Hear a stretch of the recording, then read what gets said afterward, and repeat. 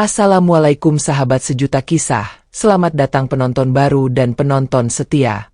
Bayangkan seorang pemuda yatim piatu 21 tahun berjalan di bawah terik matahari, menggendong keranjang kue di satu tangan, dan menggendong adiknya yang sakit di tangan lain. Perutnya kosong 2 hari, tapi matanya tetap menatap harapan. Lalu tiba-tiba, seorang pria dewasa menendang keranjang dagangannya. Semua kue hancur. Tak ada yang menolong, semua hanya menonton.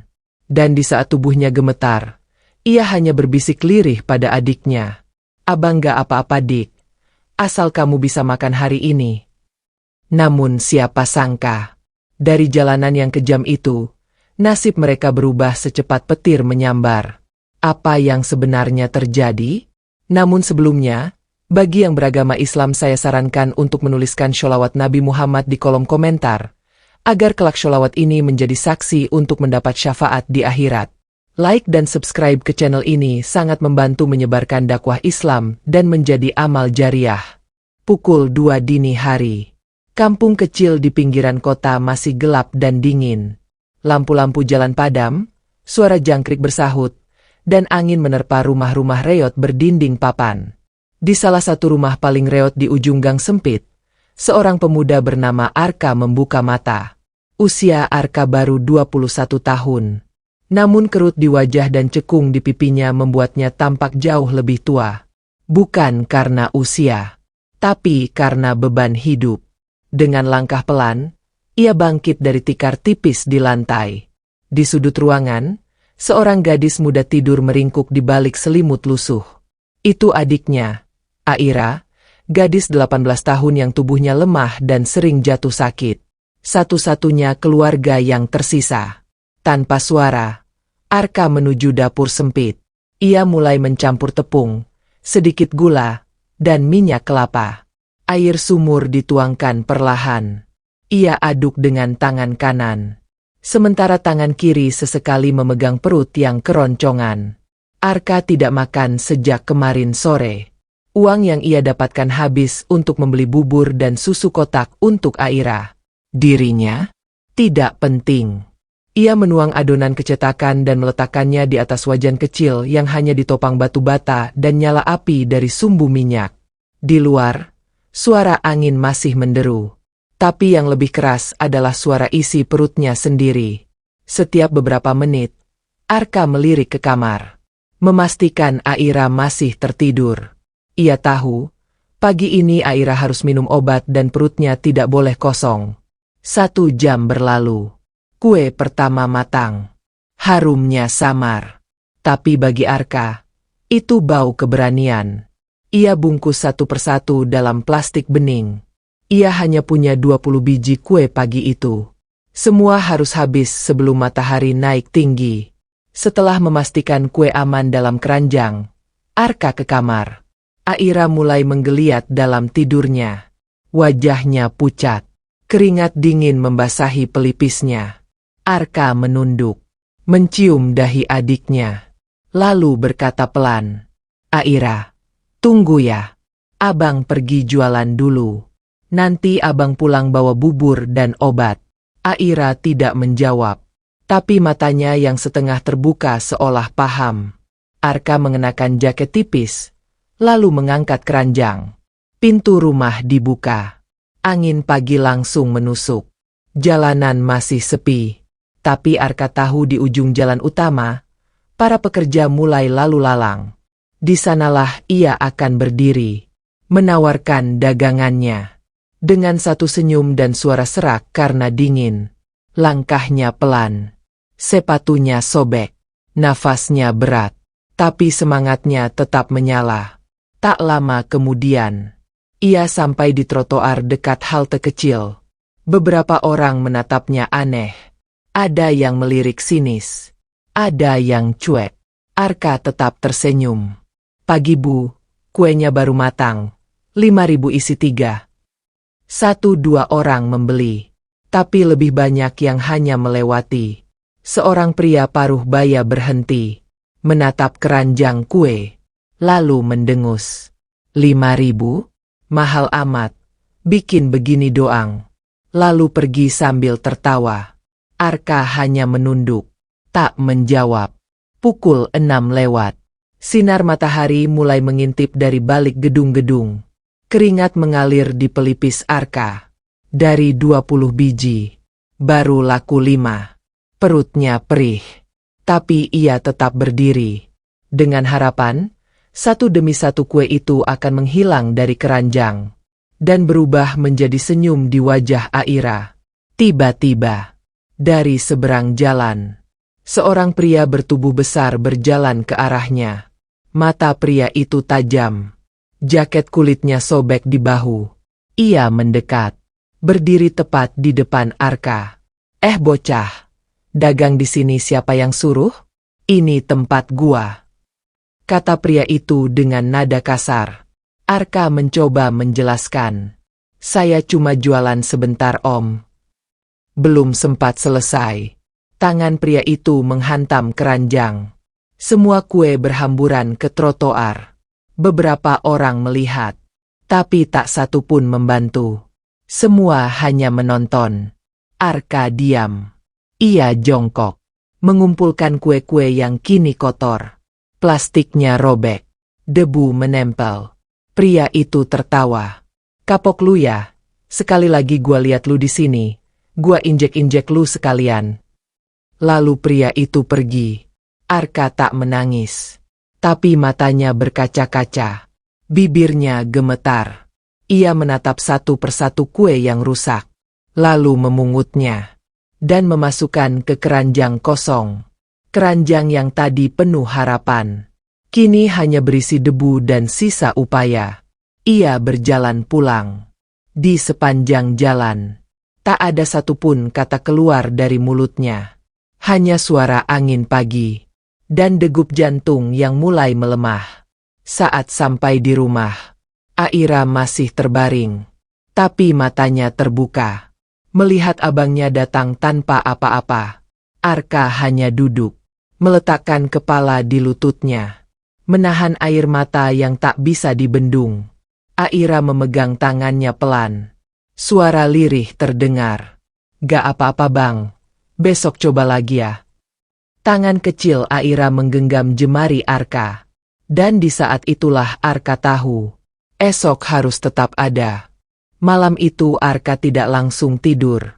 Ia duduk di sudut ruangan gelap. Menatap keranjang kosong yang tadi pagi penuh harapan. Di sampingnya, Aira mulai terbatuk pelan. Suaranya serak. Keringat dingin terus membasahi dahinya. Arka meraba dahi adiknya. Panas. Lebih panas dari biasanya. Dengan terburu-buru, ia mengambil kain bersih yang ia celup ke dalam baskom kecil. Lalu meletakkannya di dahi Aira. Aira meringis pelan. Lalu tertidur kembali dalam pelukan abangnya. Malam terus berjalan. Di luar hujan turun rintik-rintik. Atap bocor di sudut dapur meneteskan air perlahan ke lantai. Suara tikus terdengar dari belakang rumah. Arka masih terjaga. Ia tidak bisa tidur. Bukan karena takut. Bukan juga karena lapar. Tapi karena pikirannya berputar tanpa henti. Bagaimana jika esok Aira makin parah? Bagaimana jika ia tak mampu menjual cukup kue untuk membeli obat? Bagaimana jika... Ia tutup mata sejenak. Namun hanya bayangan wajah pria bertubuh besar itu yang muncul dalam pikirannya. Wajah sinis, tangan kasar, dan suara tawa yang menyayat. Tiba-tiba Aira kembali terbatuk. Kali ini lebih keras. Arka terbangun dari lamunan. Ia memeluk adiknya lebih erat. Aira, tahan ya dik. Besok abang cari cara. Kita gak boleh kalah. Pukul 2 dini hari. Arka kembali ke dapur. Meski tubuhnya lelah. Ia tahu waktunya membuat adonan lagi. Bahan yang tersisa tinggal sedikit. Tepung tinggal 2 genggam. Gula hampir habis. Minyak kelapa menipis. Tapi ia tetap mencampur semuanya. Dengan telaten. Dengan hati-hati. Seperti menaruh semua doa ke dalam setiap adonan. Ia mengaduk perlahan. Menyalakan api kecil. Meletakkan wajan. dan menuang adonan satu persatu. Tangannya gemetar. Ia hampir saja menyentuh pinggiran wajan panas. Dan tanpa sengaja, percikan minyak kecil menyambar tangannya. Ah! Arka meringis, tapi tak berteriak. Ia meniup bekas luka itu, mengelapnya dengan lem basah, lalu kembali memanggang. Satu persatu kue matang, dan harumnya menyebar ke seluruh ruangan. Kali ini hanya sempat membuat 10 biji. Tapi itu lebih baik daripada tidak sama sekali. Saat semua selesai dibungkus, Arka duduk di samping Aira. Adik kecil itu masih tertidur. Tapi wajahnya lebih pucat. Keringat masih terus membasahi pelipisnya. Arka tahu, Aira butuh bubur hangat dan susu untuk perutnya. Jika tidak, demam itu bisa menjadi lebih buruk. Dengan sangat hati-hati, Arka menggulung tubuh Aira dengan kain jarik. Ia menggendongnya di dada, memastikan posisi kepala adiknya aman. Lalu ia mengambil keranjang kecil berisi kue. Langkah Arka kali ini jauh lebih pelan. Bukan hanya karena beban, tapi karena napasnya sendiri terasa pendek. Ia tahu ia belum makan. Perutnya kosong sejak kemarin. Tapi ia juga tahu, jika ia tidak keluar pagi ini, maka tak akan ada yang bisa ia berikan untuk Aira. Udara pagi menusuk, angin berembus lebih kencang, dan kabut tipis menyelimuti jalanan kampung. Di sudut jalan dekat kantor pegadaian, Arka berdiri di bawah pohon rindang, berharap bisa menjual dagangannya di tempat yang aman, jauh dari pria yang kemarin menyerangnya. Beberapa orang mulai lalu lalang. Para pegawai, penjual sarapan, ibu-ibu yang membawa belanjaan. Arka menyapa sopan. Pagi bu, kuenya baru matang. 5.000 isi 3. Suara Arka lirih, tapi tetap ramah.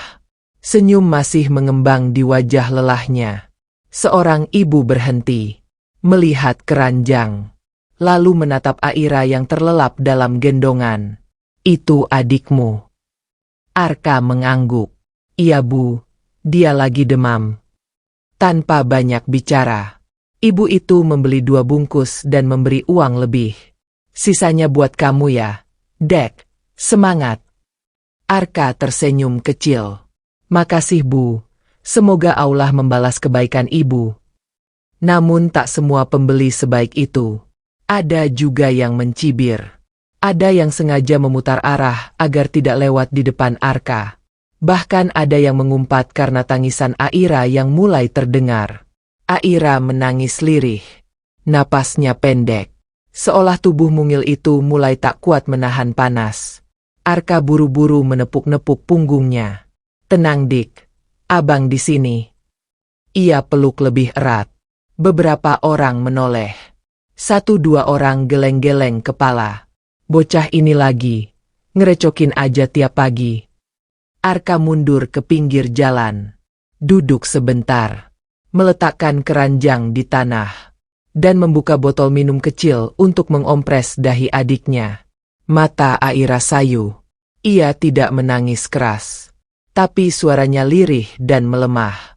Tangan kecilnya menggenggam baju Arka dengan sisa tenaga. Arka tahu waktunya sudah hampir habis. Matahari mulai naik, dan orang-orang mulai berkurang. Ia memutuskan untuk kembali pulang. Dengan uang yang hanya cukup untuk 1 bungkus bubur dan 1 kotak susu kecil. Di warung langganannya, ia membeli bubur hangat dan susu sachet. Si ibu warung menatapnya iba. Buat adikmu lagi ya? Arka mengangguk. Iya bu. Dia lagi panas dari semalam. Ia kembali ke rumah. Di dalam kamar sempit, ia menidurkan Aira dengan lembut, lalu menyuapi bubur sedikit demi sedikit. Aira membuka mata. Senyum kecil terbit di wajah pucatnya. Ia makan dengan lahap. Meski suapannya kecil, Arka tersenyum, menyeka keringat di pelipis Aira, dan berkata pelan, Alhamdulillah, kamu kuat ya dik. Namun saat melihat bubur hampir habis, perut Arka sendiri meronta. Ia menatap sisa bubur di mangkuk, kemudian menghela napas, lalu menyuapkan suapan terakhir ke mulut adiknya. Bukan ke mulutnya sendiri. Aira tertidur dalam pelukannya. Keringat masih menetes, tapi senyumnya bertahan. Arka menyandarkan kepala ke dinding, menatap langit-langit rumah, dan berkata dalam hati, "Ya Allah, aku tahu hidup ini sulit, tapi tolong, jangan ambil satu-satunya alasan aku masih bertahan." Ia menutup mata, dan tertidur sambil memeluk Aira. Dalam keheningan, dalam kelelahan, dan dalam doa yang tak bersuara. Matahari kembali menyapa kampung. Langit sedikit cerah tapi hati Arka masih gelap. Aira belum juga pulih. Demamnya belum turun sepenuhnya. Tapi waktu tak pernah menunggu. Dan perut tak pernah bisa diajak kompromi. Hari itu, meski tubuhnya masih lemas, Arka bangun lebih awal. Pukul 2 dini hari seperti biasa. Bahan kue tinggal sedikit. Bahkan bisa dibilang pas-pasan. Tepung yang ia sisakan semalam tak sampai 1 gelas penuh. Minyak kelapa sudah di ujung. Dan gula hanya 1 sendok. Tapi Arka tetap berusaha. Ia mencampur dengan pelan. Tak berharap rasa enak. Hanya cukup matang dan bisa dijual. Api kecil menyala dari kompor rakitannya. Wajan tua diletakkan perlahan. Suara minyak berdesis menandai dimulainya perjuangan hari itu. Dalam diam. Hanya suara detak jarum jam dan nyala api yang menemani. Aira masih tertidur. Tapi nafasnya masih berat. Sesekali menggeliat. Dan Arka akan menghentikan adonannya sejenak. Mengusap dahi adiknya. Dan kembali mengaduk. Setelah semua kue selesai. Hanya 8 biji. Lebih sedikit dari hari sebelumnya. Tapi Arka tetap membungkusnya dengan rapi. Ia tahu. Setiap potongan itu bisa jadi jalan hidup hari ini. Udara pagi begitu dingin. Kabut tipis menyelimuti halaman rumah. Dan dari kejauhan, suara ayam mulai bersahut. Dengan hati-hati, Arka menggulung tubuh Aira dengan jarik tipis, menggendongnya dengan penuh pelukan, lalu memeluk keranjang kue di lengan satunya. Langkahnya pelan, melewati gang demi gang, hingga tiba di kawasan kantor pegadaian seperti biasa. Tapi kali ini, Arka memilih berdiri lebih jauh dari lokasi kemarin, di bawah pohon rindang. Di sisi yang lebih sepi, beberapa orang mulai muncul. Karyawan, pegawai toko, dan ibu-ibu penjual sarapan. Arka menyapa. Senyumnya tetap ada. Meski matanya tampak sayu. "Kuenya baru matang, Bu. 5.000 isi 3. Boleh coba?" Beberapa orang menoleh. Ada yang diam. Ada yang pura-pura sibuk dengan ponselnya. Ada juga yang berbisik pelan. "Itu anak kemarin ya, yang digedorin sama tukang dagang itu. Iya kasihan ya, tapi kok masih berani jualan di sini?" Arka mendengarnya. Telinganya tidak tuli, tapi ia diam. Karena diam adalah cara paling kuat untuk bertahan. Seorang ibu berhenti, menatap wajah Aira yang pucat di pelukan Arka, lalu membeli 1 bungkus, dan berkata pelan, "Jaga adikmu baik-baik ya." Arka mengangguk. Senyumnya mengembang meski tubuhnya menggigil. Tapi ketenangan itu tak bertahan lama. Dari arah kanan, sebuah suara keras memecah udara pagi. Kamu lagi." Arka menoleh, dan hatinya langsung tercekat. Pria bertubuh besar itu datang lagi. Wajahnya lebih marah. Langkahnya lebih cepat. Orang-orang mulai memperhatikan. Beberapa mundur. Beberapa hanya menonton. "Udah saya bilang jangan jualan di sini lagi," teriak pria itu sambil menghampiri Arka. Aira yang sedang tertidur mulai menangis pelan. Merasakan ketegangan. Arka pun refleks memeluknya lebih erat. Keranjang kue di tangan satunya bergetar. "Saya cuma sebentar Om. Saya gak ganggu siapa-siapa," ujar Arka pelan. Om. Dasar bocah keras kepala." Tangan pria itu kembali terangkat. Ingin merebut keranjang kue dari tangan Arka. Tapi kali ini Arka menghindar. Ia memeluk keranjang itu dengan kedua tangan. Aira di dada. Keranjang di tangan.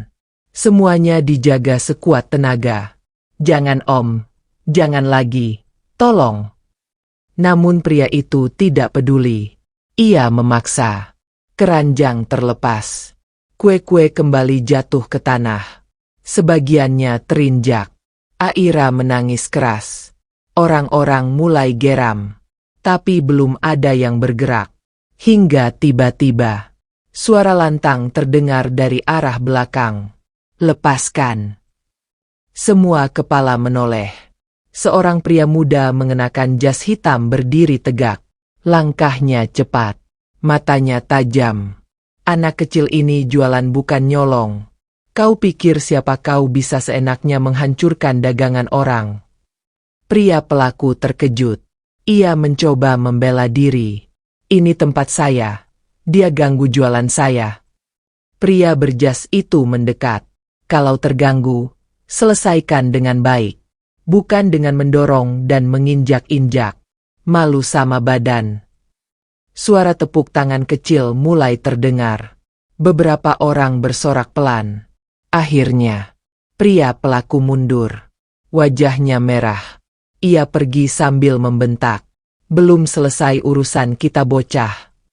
Dan untuk pertama kalinya, Arka melihat seseorang berdiri di sampingnya. Bukan untuk membeli, tapi untuk membela. Pria muda itu jongkok, menyentuh bahu Arka. "Kamu gak apa-apa?" Arka mengangguk. Matanya berkaca-kaca. Tapi ia tetap berkata pelan. "Maaf Om, saya cuma pengin jualan. Biar adik saya bisa makan." Pria itu tersenyum. Senyumnya hangat. Bukan senyum kasihan, tapi senyum kagum. "Kamu luar biasa, Nak. Lebih kuat dari banyak orang dewasa yang saya kenal." Lalu ia berdiri, mengambil dompet, dan berkata pelan, "Saya beli semua kuemu, dan mulai besok, kamu kerja di toko kue saya." Arka terdiam. Tak percaya. Matanya membesar. Tubuhnya gemetar. Apa beneran Om?" "Iya, kamu boleh bawa adikmu juga. Kami punya tempat istirahat buatnya. Kamu gak harus di jalanan lagi." Dan di bawah pohon rindang itu, untuk pertama kalinya dalam hidupnya, Arka menangis. Bukan karena lapar, bukan karena takut, tapi karena hatinya untuk pertama kali merasa aman. Hari itu Arka tak langsung pulang ke rumah. Setelah kue-kue terakhir dibeli oleh pria berjas hitam yang kemudian memperkenalkan diri sebagai Mas Andra, Arka diajak singgah sebentar ke sebuah bangunan besar di pinggir kota. Sebuah toko kue yang dari luar tampak sederhana. Tapi begitu pintunya dibuka, wangi vanila dan mentega menyeruak kuat ke seluruh ruangan. Langkah Arka ragu-ragu. Aira masih terlelap dalam pelukannya. Demamnya mulai turun, tapi tubuhnya tetap lemas. Mas Andra menuntun Arka melewati rak-rak berisi loyang, oven besar, dan meja panjang yang dipenuhi bahan-bahan kue. "Ini dapurnya," ujar Mas Andra sambil tersenyum. "Kalau kamu kerja di sini, kamu bisa belajar bikin kue yang lebih enak, lebih banyak, dan gak harus di jalanan." Arka hanya mengangguk. Matanya menatap semua benda asing di sekelilingnya. Ia tak pernah membayangkan berada di tempat seperti ini. Di sudut ruangan, ada seorang pria muda berseragam putih, dengan celemek dan topi dapur. "Kenalin, ini Kak Adi. Dia yang nanti akan bantu kamu belajar," kata Mas Andra. Kak Adi tersenyum, mengulurkan tangan. "Namamu siapa?" "Arka." "Adikmu cantik ya. Siapa namanya?" "Aira." Kak Adi mengangguk. Mulai besok, kalian tinggal di kamar kecil belakang toko ini ya. Tempatnya sederhana, tapi cukup nyaman. Arka tidak bisa berkata-kata. Ia hanya bisa menunduk. Dan pelan-pelan air mata jatuh dari sudut matanya. Ia hapus cepat-cepat. Makasih Om. Makasih Mas. Kamu gak perlu terima kasih. Kamu udah cukup lama bertahan sendirian. Sekarang giliran orang lain bantu kamu. Malam itu Arka dan Aira tidur di ruangan kecil di belakang toko. Lantainya keramik. Ada kasur tipis. Selimut bersih. Dan kipas angin. Aira tidur lebih nyenyak dari biasanya. Keringatnya mulai reda. Dan napasnya stabil. Arka duduk di lantai. Menatap langit-langit kamar baru. Tak percaya. Semua itu nyata. Esok harinya. Pukul 4 pagi. Ia sudah bangun. Kak Adi menjemputnya ke dapur. Ayo, Arka. Kita mulai belajar. Dengan tangan masih canggung. Arka mulai belajar menimbang tepung. Mencampur mentega. Memecah telur. Ia masih sering salah. Kadang terlalu banyak air. Kadang gula terlewat. Tapi Kak Adi sabar. Dan Mas Andra pun selalu tersenyum setiap melihat Arka bekerja dengan serius. Aira ikut membantu di sudut ruangan. Meski tubuhnya belum sekuat biasanya. Ia senang bisa duduk di dekat kakaknya. Memegang botol susu kecil. Dan sesekali menonton Arka bekerja. Hari-hari berjalan pelan. Tapi pasti. Dalam 2 minggu. Arka sudah mulai bisa membuat adonan dasar. Mengaduk dengan kecepatan yang pas. Mencetak kue pisang mini dengan bentuk bintang yang unik. Kue itu jadi favorit pelanggan. Ini buatan siapa? Tanya seorang ibu muda di kasir. Yang anak kecil itu Bu. Yang baru kerja di sini. Berita itu menyebar. Pelan. Tapi kuat. Anak kecil yang dulu jualan di jalanan.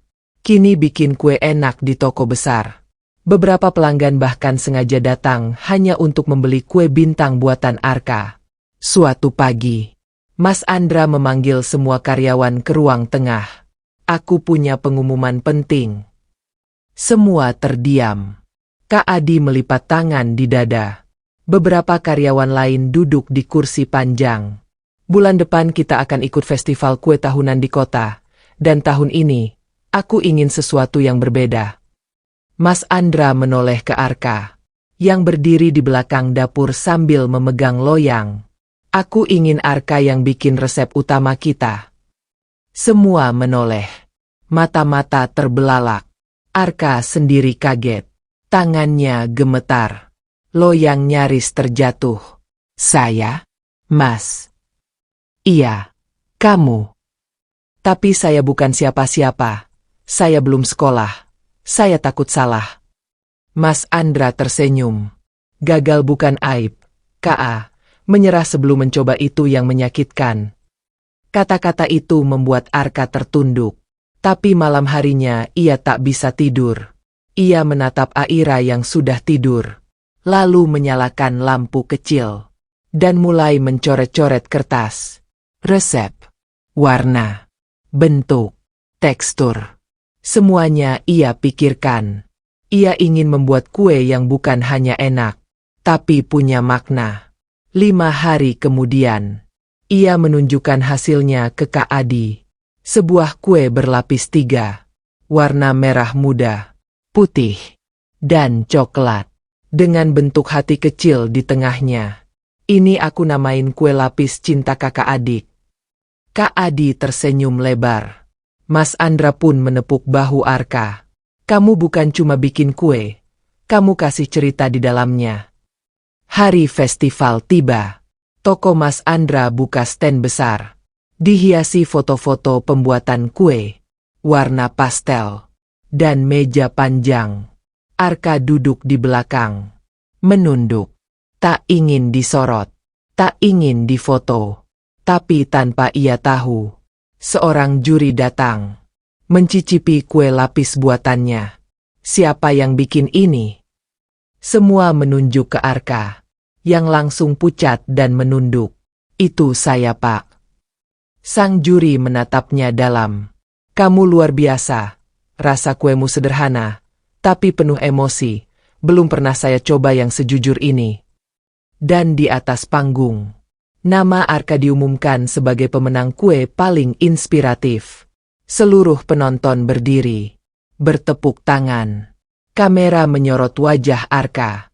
Aira tersenyum sambil melambaikan tangan dari pinggir lapangan. Arka berdiri. Langkahnya gemetar. Mikrofon didekatkan. Dan ia hanya berkata pelan. Saya bukan siapa-siapa. Saya cuma kakak. Saya cuma pengen adik saya bisa makan tiap hari. Lalu ia menunduk. Menangis. Dan untuk pertama kalinya. Tangis itu bukan karena lapar. Bukan karena sakit. Tapi karena ia merasa dihargai. Hari-hari setelah festival itu tak lagi sama. Sejak Arka berdiri di atas panggung dan mengucap kalimat yang begitu sederhana namun menyayat hati, tokonya Mas Andra tak pernah sepi pembeli. Bukan hanya karena kuenya enak, tapi karena kisah di baliknya menyentuh begitu banyak hati. Pelanggan dari berbagai penjuru datang. Ada yang membeli kue lapis cinta kakak adik. Ada yang datang hanya untuk melihat Arka dan Aira. Beberapa menitipkan popok, susu bayi, dan mainan kecil untuk Aira. Tanpa suara, tanpa pamer. Mereka pergi begitu saja setelah meninggalkan sesuatu. Setiap sore, Arka duduk di tepi jendela toko kecilnya. Menatap Aira yang mulai belajar berdiri. Senyumnya cerah. Suaranya pelan. Tapi kini ia sudah bisa menyebut satu kata dengan lancar. K. Begitu kata pertama yang keluar dari mulut mungilnya. Arka menatap adiknya. Senyumnya merekah. Bukan karena kata itu, tapi karena ia tahu. Aira tumbuh. Ia tumbuh. Dan itu berarti Arka sudah berhasil melindungi satu hal yang paling ia jaga sejak dulu. Kehidupan. Mas Andra juga semakin sayang pada Arka. Setiap minggu, ia memberi Arka waktu untuk beristirahat setengah hari, mengajak Aira ke taman, atau sekadar duduk-duduk di warung kopi dekat toko. Tapi ketenangan itu mulai berubah. Pelan-pelan. Tapi nyata. Suatu sore, saat toko mulai sepi, Mas Andra menghampiri Arka. Wajahnya lebih serius dari biasanya. Arka, kamu masih ingat orang yang dulu sering ganggu kamu di jalan? Arka mengangguk. Perlahan. Wajahnya menegang. Iya Mas. Kenapa? Mas Andra duduk di kursi seberang. Menghela napas. Dia meninggal tadi pagi. Jatuh sakit. Gak ada yang ngurus. Satpam pasar yang nemuin. Arka terdiam. Tidak bicara. Tidak menangis. Tidak bersorak. Hanya diam. Matanya menatap kosong ke lantai. Otaknya kosong. Tapi dadanya penuh sesak. Mas Andra melanjutkan. Aku tahu dia pernah sakitin kamu. Tapi, kalau kamu mau, kita bisa bantu urus pemakamannya diam-diam. Karena, dia pernah jadi bagian dari ceritamu. Sore itu, Arka dan Mas Andra pergi ke makam kecil di belakang masjid tua. Hanya mereka berdua. Tanpa keramaian. Tanpa nama besar. Hanya gundukan tanah basah. Dan angin senja. Arka berdiri di depan pusara. Membaca doa dalam hati. Lalu berkata pelan. Allah, maafkan dia. Dia pernah jahat sama aku. Tapi mungkin dia juga cuma orang yang gak punya siapa-siapa. Sama kayak aku dulu. Setelah menabur bunga, Arka menatap tanah itu sekali lagi. Lalu berbisik. Aku gak dendam Om. Aku harap Om bisa istirahat tenang sekarang.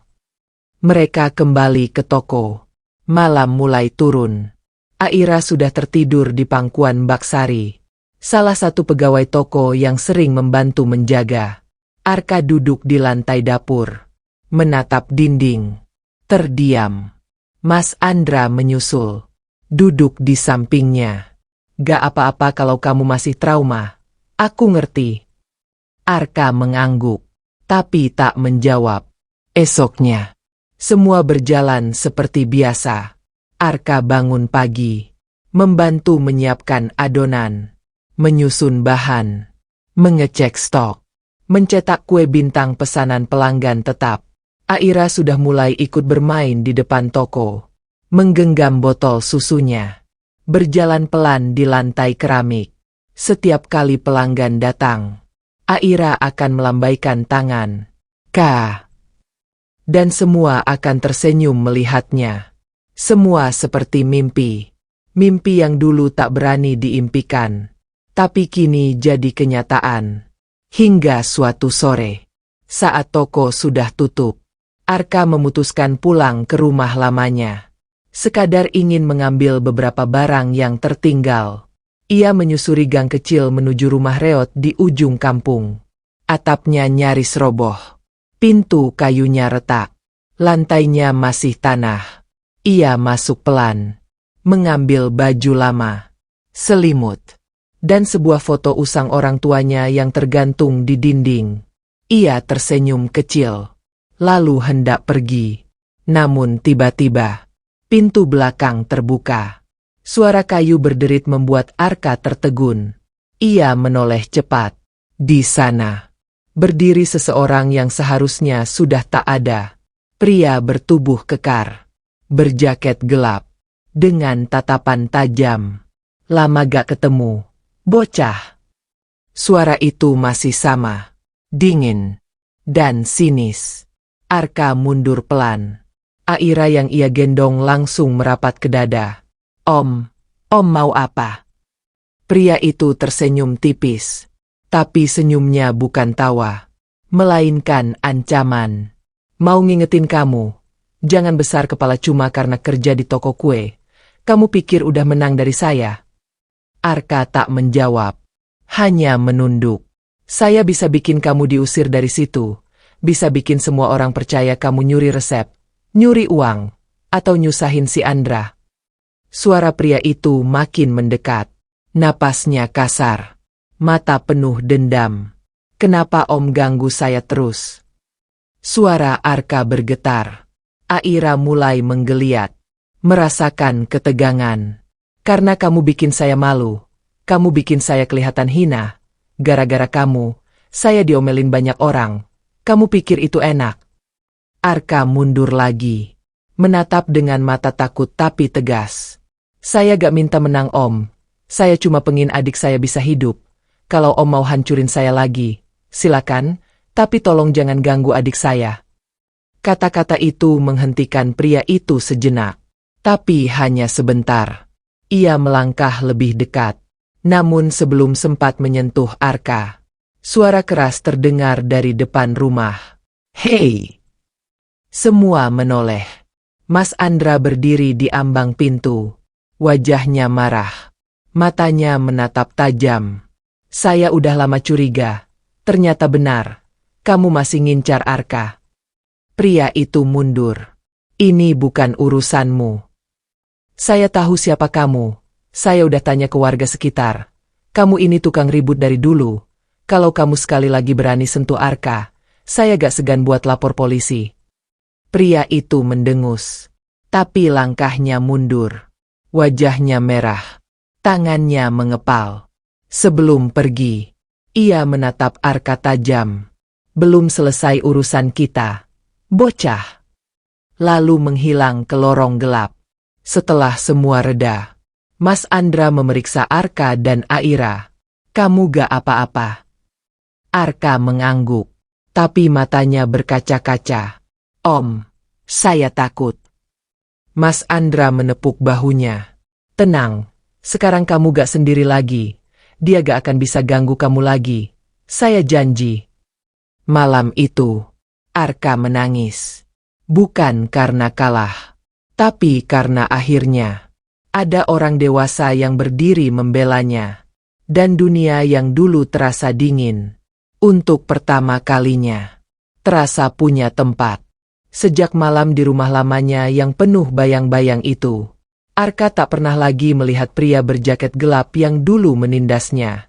Mas Andra meningkatkan pengawasan di toko, menambah kamera kecil di luar pintu, bahkan menyuruh pegawai bergiliran menjaga bagian depan jika Arka sedang sendiri. Mbak Sari, yang biasa membantu menjaga Aira, bahkan mulai tidur di kamar sebelah, berjaga kalau-kalau Arka terbangun karena mimpi buruk. Karena setiap malam, sejak kejadian itu, Arka sering mengigau, teriak lirih, keringat dingin, dan kadang menyebut nama Aira sambil menangis. Ia tak sadar, tapi Mbak Sari selalu bangun lebih dulu, membuka pintu perlahan, lalu duduk di lantai kamar Arka, menenangkan dengan doa-doa lirih. Meski begitu, di pagi hari, Arka tetap bekerja seperti biasa. Tidak ada keluhan. Tidak ada perubahan besar di wajahnya. Senyum tipis itu tetap ada. Dan tangannya tetap terampil mengaduk adonan. Kue-kue buatan Arka kini jadi menu utama di etalase. Kue bintang. Kue lapis cinta. Bahkan ia mulai bereksperimen dengan bentuk kue bulan sabit isi coklat, yang diberi nama kenangan manis. Pelanggan mulai memesan dalam jumlah besar. Ada yang dari sekolah, kantor, bahkan rumah sakit yang biasa memberi bingkisan untuk pasien baru. Mas Andra semakin yakin, Arka bukan sekadar karyawan, tapi jiwa dari toko itu sendiri. Hingga suatu sore, saat toko mulai sepi, Mas Andra memanggil seluruh tim ke ruang tengah. Aku punya rencana baru. Semua diam, menatapnya. Mas Andra menoleh ke Arka. Aku akan serahkan sebagian pengelolaan toko ke Arka. Kak Adi yang duduk di sebelah langsung menoleh. Mbak Sari terdiam sejenak. Semua karyawan terlihat kaget. Bukan berarti aku pensiun. Mas Andra tertawa kecil. Tapi aku percaya, toko ini tumbuh karena cinta. Dan tidak ada cinta yang lebih tulus dari Arka untuk tempat ini. Arka langsung berdiri. Wajahnya pucat. Jangan mas, saya gak bisa. Saya masih belajar. Saya. Mas Andra memotong pelan. Justru karena kamu masih belajar, kamu gak akan lupa dari mana kamu datang. Malam itu, setelah semua pulang, Arka duduk di lantai kamar. Aira sudah tertidur. Tapi tangan Arka masih memegang kertas kosong. Ia menulis sesuatu. Bukan resep. Bukan rencana penjualan. Tapi kalimat-kalimat yang selama ini hanya ada dalam hati. Tentang ketakutannya. Tentang rasa syukurnya. Dan tentang keinginan terdalamnya. Aku ingin Aira tumbuh dengan senyum. Bukan luka. Aku ingin setiap kue yang kubuat. Bukan sekadar makanan, tapi kenangan bagi orang lain. Kertas itu ia lipat, lalu diselipkan ke bawah bantal, tanpa niat untuk dibaca siapa-siapa. Pagi berikutnya, tokonya mulai ramai sejak subuh. Ada pesanan 120 kotak untuk acara perpisahan sekolah. Arka dan tim bekerja dari jam 3 dini hari, menyiapkan segalanya. Satu persatu kotak dikemas. Ditempeli stiker kecil. Bergambar hati dan tulisan tangan Arka. Terima kasih sudah memilih kami. Aira duduk di sudut ruangan. Memegang boneka kelinci yang diberikan salah satu pelanggan. Ia menonton dengan mata cerah. Terkadang ikut membantu meletakkan stiker. Ketika pesanan itu selesai dan dikirim tepat waktu, semua bersorak pelan. Dan Mas Andra mentraktir es krim kecil untuk semua karyawan. Saat semua menikmati es krim, Aira tiba-tiba berkata, "Kak." Lalu menunjuk keluar jendela. Di seberang jalan, seorang pria berdiri, mengenakan topi hitam dan kacamata gelap. Arka terdiam. Jantungnya berdetak cepat. Matanya menajam. Ia kenal postur tubuh itu. Ia kenal cara berdirinya. Mas Andra segera berdiri, menyuruh salah satu staf mendekati pria itu. Namun sebelum sempat ditanya, Pria itu pergi. Sejak hari itu, Arka kembali gelisah. Setiap suara keras membuatnya menoleh cepat. Setiap bayangan di luar jendela membuatnya takut. Mas Andra mencoba menenangkan. Aku sudah lapor RT dan satpam sekitar. Gak ada yang mencurigakan. Tapi Arka tahu, bayang-bayang masa lalu itu belum benar-benar pergi. Malam hari, saat toko tutup, Arka duduk di kamar. Aira sudah tidur. Ia membuka lipatan kertas yang ia simpan di bawah bantal. Membacanya pelan. Lalu menambah satu kalimat baru di bagian bawah. Kalaupun bahaya datang lagi, aku gak akan lari. Asal Aira tetap bisa tidur nyenyak. Beberapa hari kemudian, di hari Jumat, seperti biasa, Arka dan Mas Andra menyiapkan kotak-kotak kue gratis untuk panti asuhan terdekat. Setiap minggu, mereka menyisihkan sebagian hasil penjualan untuk dibagikan ke anak-anak yatim. Di salah satu kotak, Arka menuliskan sendiri dengan spidol hitam. Dari seseorang yang dulu juga pernah lapar. Anak-anak di panti tertawa riang saat kue itu datang. Beberapa mencium tangan Arka. Ada yang memeluknya. Dan seorang anak kecil berkata, "Bang, nanti aku juga mau bikin kue kayak abang." Arka tersenyum. Tapi matanya berkaca-kaca. Ia tidak menjawab. Hanya mengelus kepala anak itu. Karena dalam hatinya, ia tahu, kebaikan kecil itu bisa jadi tali yang mengikat luka dan mengubahnya jadi pelangi. Mentari pagi mengintip malu dari celah tirai. Tokonya Mas Andra sudah mulai hidup. Suara spatula beradu dengan loyang. Aroma butter dan coklat memenuhi ruangan. Aira berlari kecil di antara meja adonan. Memeluk boneka kelincinya sambil tertawa. Arka berdiri di meja tengah. Tangannya mengaduk adonan baru. Matanya sesekali melirik ke arah adiknya. Pastikan tak terlalu dekat oven. Tak terlalu dekat tepung. Arka. Suara Mas Andra terdengar dari pintu dapur. Ada panggilan dari sekolah Islam dekat taman kota. Mereka tertarik pesan kue untuk acara maulid. Arka mengangguk. Senyumnya muncul. "Baik Mas. Saya siap buatkan desain kue yang cocok untuk anak-anak." Mas Andra menepuk bahunya. "Ku percaya kamu. Tapi jangan kerja sendirian. Bagi ke tim." Hari itu berlalu tenang. Tanpa kejutan. Tanpa gangguan. Tapi justru ketenangan itulah yang membuat Arka semakin waspada.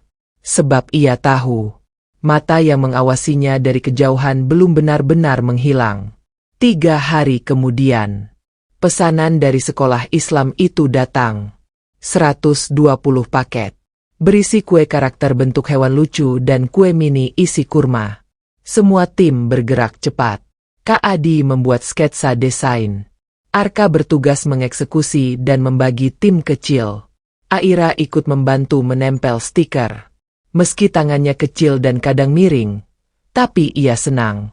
Malam hari, saat semua sedang membersihkan dapur, Mas Andra mengetuk pintu kamar Arka.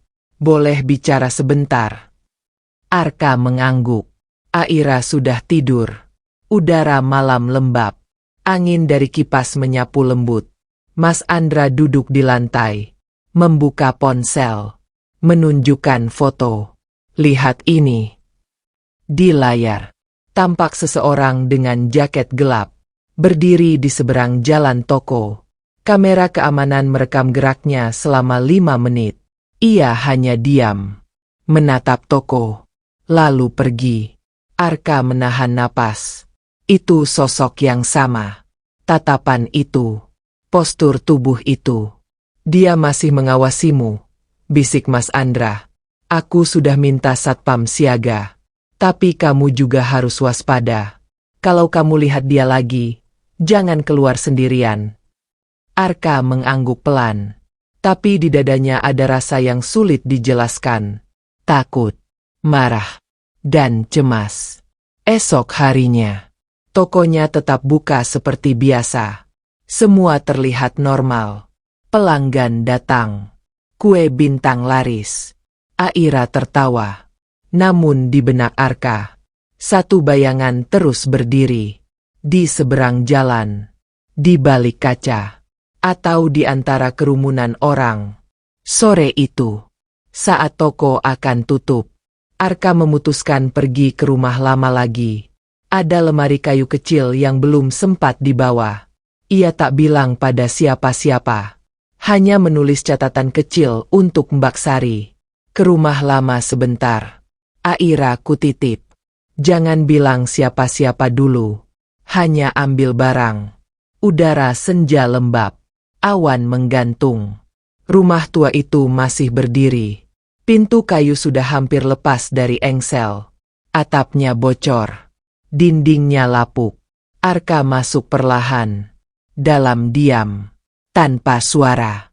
Ia berjalan ke kamar lama. Menemukan lemari kecil itu di sudut. Masih terkunci. Ia membuka perlahan. Mengambil foto usang. Beberapa pakaian bayi. Dan buku catatan kecil milik ibunya. Tiba-tiba, suara kayu diinjak terdengar dari belakang. Arka memutar kepala. Pintu belakang terbuka. Dan seseorang berdiri di ambang. Berjaket gelap. Bertopi. Dan wajah penuh kemarahan. Aku tahu kamu pasti kesini. Suara itu dingin. Tapi kali ini tidak berteriak. Arka mundur. Memeluk barang-barang di pelukannya. Om, saya cuma ambil barang. Saya gak ganggu siapa-siapa. Kamu pikir hidupmu udah sempurna? Kamu pikir semua orang cinta kamu sekarang? Kamu pikir aku gak tahu kamu sekarang dianggap pahlawan? Arka tetap diam. Kamu bikin aku kelihatan hina.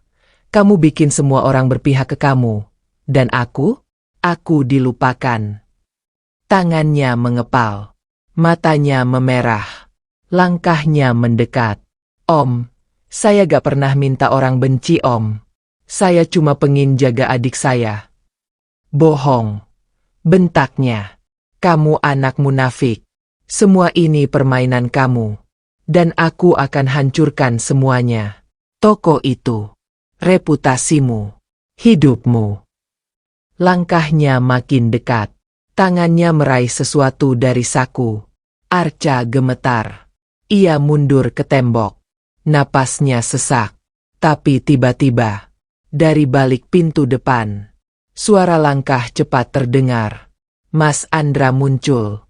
Bersama dua orang satpam pasar yang berjaga malam. Berhenti. Pria itu kaget. Berbalik. Tapi terlalu lambat. Satpam langsung menangkapnya. Memborgol. Dan menjatuhkannya ke lantai. Mas Andra mendekat. Wajahnya keras. Cukup. Kamu sudah cukup menghancurkan hidup orang. Sekarang giliranmu diseret ke tempat yang pantas. Arka masih berdiri di sudut. Tak bisa bicara. Tubuhnya gemetar. Aira dipelukan Mbak Sari yang menyusul dari toko. Berlari kecil memeluk kakaknya. Kak, jangan nangis. Air mata Arka jatuh. Tapi kali ini bukan karena takut. Melainkan karena semua yang ia tahan. Semua yang ia simpan. Akhirnya meledak.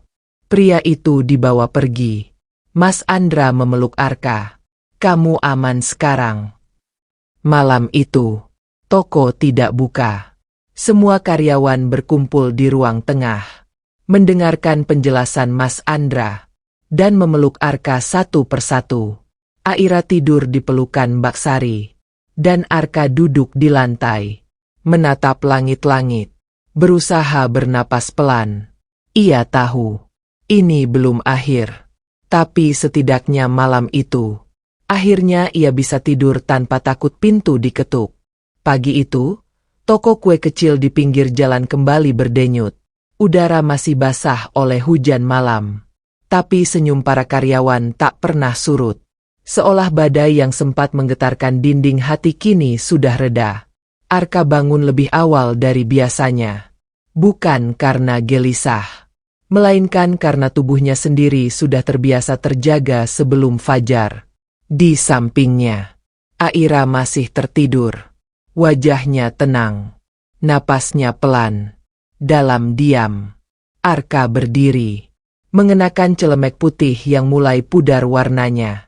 Ia berjalan menuju dapur, menyalakan lampu satu persatu, lalu mencuci tangannya, dan membuka lemari bahan. Ia tahu hari itu adalah hari spesial, hari ulang tahun toko. Hari di mana setahun lalu ia pertama kali berdiri di dapur ini dengan tangan gemetar, mengaduk adonan seadanya, dan dengan hati penuh luka. Sekarang, tangannya masih sama, tapi luka itu telah berubah menjadi jejak. Jejak yang membimbingnya membuat kue bukan dengan resep, tapi dengan niat. Kak Adi datang beberapa menit kemudian, membawa 2 dus besar berisi cetakan kue baru. Di belakangnya, Mbak Sari masuk sambil menggendong Aira yang kini tak mau diam. Matanya bulat, tangannya menunjuk-nunjuk loyang sambil tertawa. "Ka," katanya sambil menunjuk celemek Arka yang basah. Arka tersenyum. "Iya dik, abang baru cuci tangan." Hari itu, mereka menyiapkan kue-kue spesial. Ada kue bentuk bunga, kue berbentuk hati, dan kue-kue mungil dengan huruf-huruf kecil bertuliskan, "Terima kasih." Mas Andra datang terakhir, dengan wajah hangat, membawa sesuatu di tangannya. Sebuah papan kayu panjang. Di tengahnya tertera ukiran sederhana, "Toko Kue Arkash Adik." Arka terdiam saat melihat tulisan itu. "Mas," suaranya pelan, matanya mulai memerah.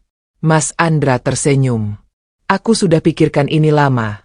Sudah waktunya toko ini punya nama yang berasal dari hati." Karyawan lain berdiri di belakang, memberi tepuk tangan pelan. Kak Adi menepuk bahu Arka. Mbak Sari tersenyum sambil memeluk Aira.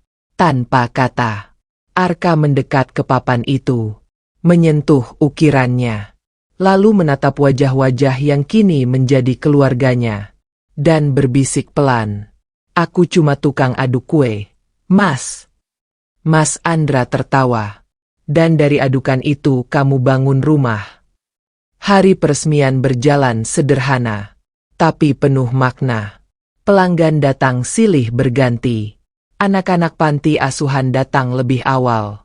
Mereka duduk di kursi kecil yang sudah disiapkan, makan kue, minum susu, tertawa sambil memainkan balon. Di panggung kecil yang dibuat dari meja panjang, Arka berdiri, bersama Aira di sampingnya. Ia tidak pidato panjang, hanya mengangkat kue kecil berbentuk hati, dan berkata, "Dulu, aku bikin kue ini agar adikku gak kelaparan. Sekarang aku bikin kue ini agar anak-anak lain bisa ikut kenyang." Tepuk tangan terdengar. Kamera dari media lokal memotret wajah Arka.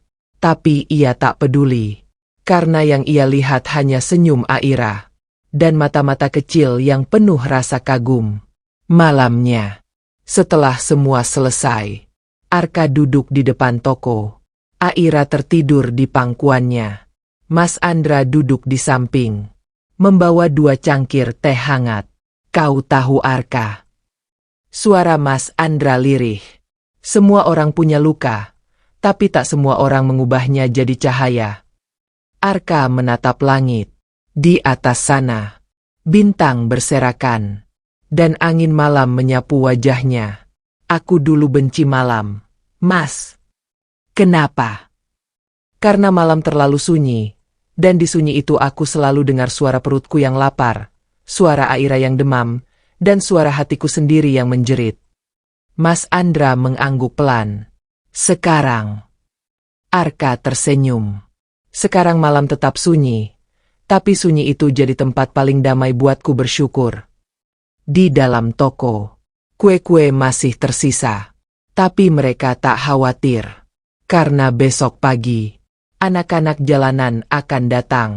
Dan seperti biasa, Arka akan membagi kue-kue itu tanpa suara. Bukan untuk dipuji, bukan untuk dibayar, tapi karena ia tahu, dulu ia pernah lapar, dan orang yang pernah kenyang harus tahu bagaimana rasanya memberi. Beberapa minggu setelah hari itu, sekolah-sekolah mulai mengundang Arka untuk berbicara, menceritakan perjuangannya, menginspirasi siswa, membangkitkan semangat mereka. Arka selalu datang dengan celemek, bukan jas, dan selalu membawa kotak kecil berisi kue buatannya sendiri. Di akhir setiap sesi, ia selalu berkata, "Aku gak pintar, aku gak sekolah tinggi, tapi aku belajar dari rasa sakit, dan aku gak mau rasa sakit itu sia-sia." Aira kini mulai belajar membaca. Di dinding belakang toko, ada papan kecil bertuliskan nama-nama kue. Aira menunjuk satu persatu, mengejak pelan. Ku, B, entang. Lalu ia tertawa. Arka menepuk kepalanya. Pintar. Nanti kita bikin kue bintang lagi ya. Dan setiap malam, saat toko tutup, Arka membersihkan meja terakhir, memastikan loyang dicuci, tepung disimpan, dan pendingin dimatikan. Lalu ia akan duduk di bangku kecil di pojok dapur, membuka buku catatan, dan menulis resep baru.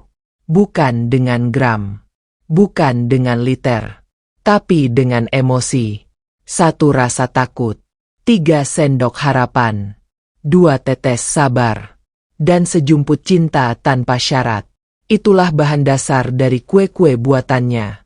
Karena ia tahu, kue bisa basi, tapi rasa bisa hidup selamanya dalam kenangan seseorang.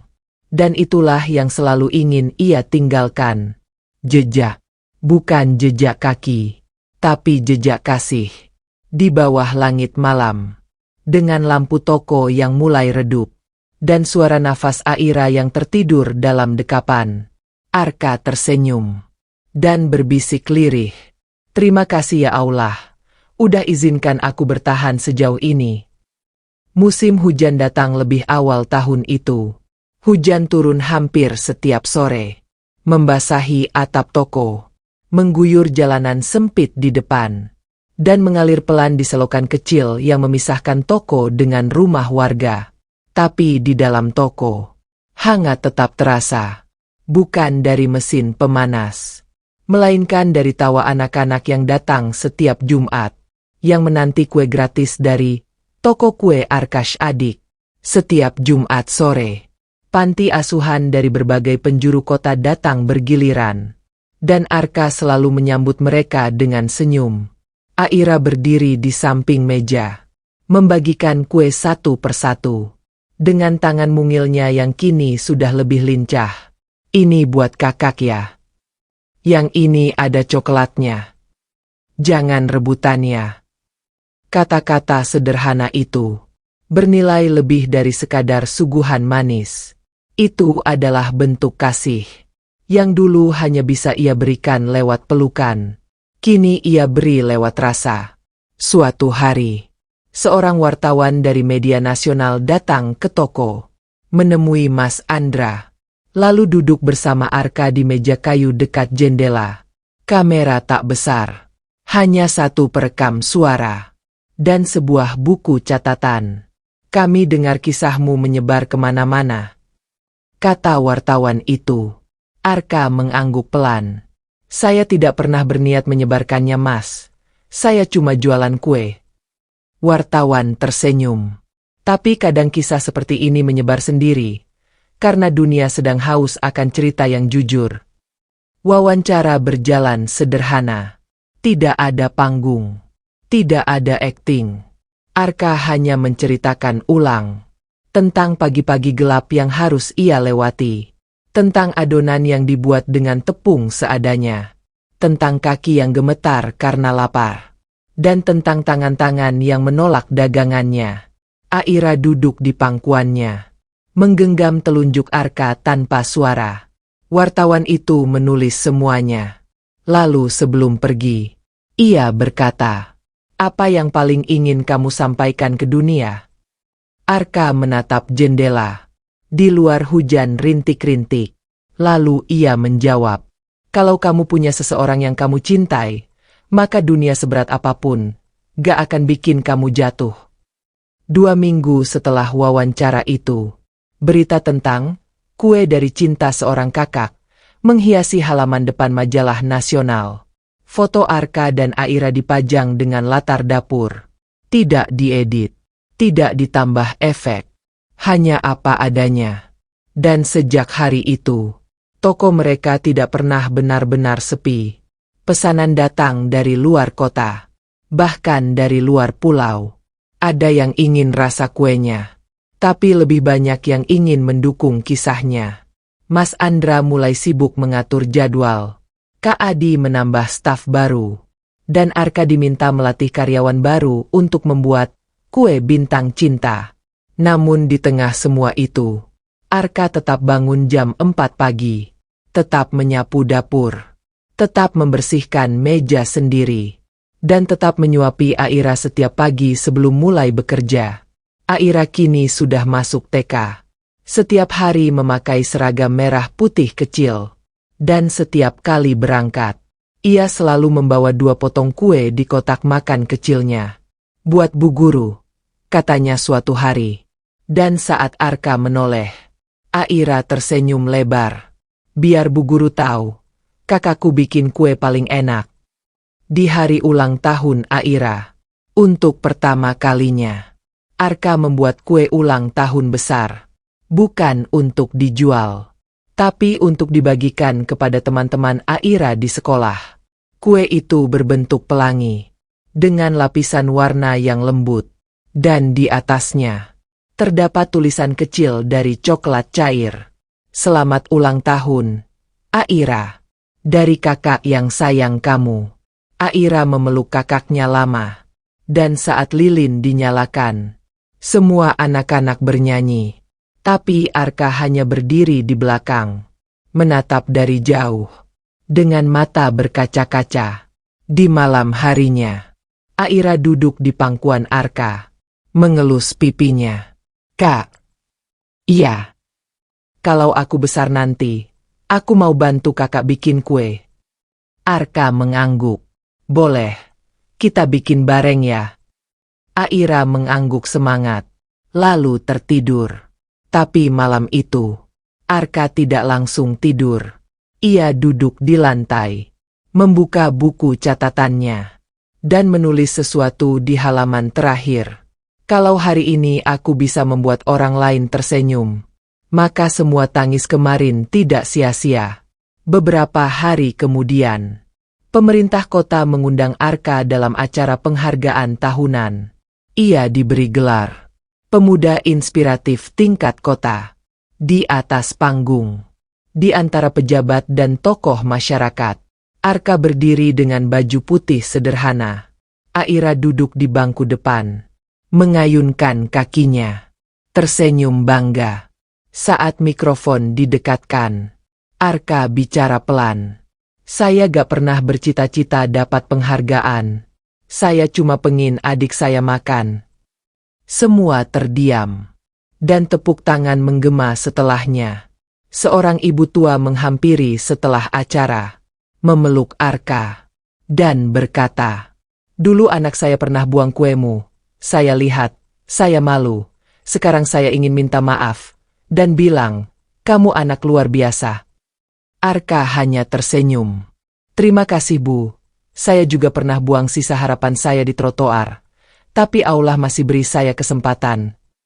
Malamnya, di toko yang kini punya 2 lantai, dan ruangan produksi yang lebih besar, Arka duduk di pojok dapur, memandangi lampu, dan mengenang hari-hari saat ia harus menyalakan api kecil di dapur reot dengan batu bata dan minyak tanah. Aira duduk di sebelahnya, membuka buku gambar, dan menggambar 2 orang. "Ini siapa?" tanya Arka. Aira tersenyum. "Ini aku, dan ini kakak. Aku gambar kita lagi bagi kue ke anak-anak." Arka menatap gambar itu lama, lalu memeluk Aira. Lama, diam, dan dalam hati, Ia berbisik. Allah, terima kasih. Karena dari jalanan, aku menemukan rumah. Dari adonan, aku menemukan harapan. Dan dari Aira, aku menemukan arti hidup. Matahari sore menggantung rendah di ufuk barat, menyemburatkan cahaya jingga ke dinding toko, membentuk bayangan panjang rak kue dan meja kayu. Di luar, angin bertiup pelan membawa aroma manis dari loyang terakhir yang baru keluar dari oven. Toko kue Arkash adik kini bukan lagi sekadar toko kecil di pinggir jalan. Ia telah menjadi rumah bagi banyak orang. Tempat berteduhnya doa. Tempat bertumbuhnya harapan. Di ruang belakang, Aira sedang belajar menulis. Huruf demi huruf ia bentuk perlahan. Di kertas bergaris. Dengan pulpen merah muda, Arka duduk di depannya. Membaca pesanan pelanggan dari layar ponsel. Matanya sesekali mengintip tulisan Aira. Dan senyum kecil terbit di wajahnya. Aira menulis, "Kakakku pahlawan, karena dia kasih aku hidup lagi." Kata-kata itu ditulis dengan ejaan sederhana, tapi maknanya menghujam. Beberapa minggu sebelumnya, Aira sempat jatuh sakit lagi. Bukan parah, tapi cukup membuat Arka duduk semalaman di sampingnya, menggenggam tangan kecilnya yang panas, dan berdoa diam-diam agar Allah tetap menjaga satu-satunya yang ia punya. Aira pulih. Dan sejak itu, Arka makin rajin. Bukan hanya bekerja, tapi juga bersyukur. Toko mereka kini membuka kelas kecil setiap Sabtu sore. Kelas membuat kue untuk anak-anak panti dan anak jalanan. Di situ, Arka mengajari dengan tangan sabar. Aira menjadi asisten kecil yang berlari ke sana kemari membawa mangkok dan sendok.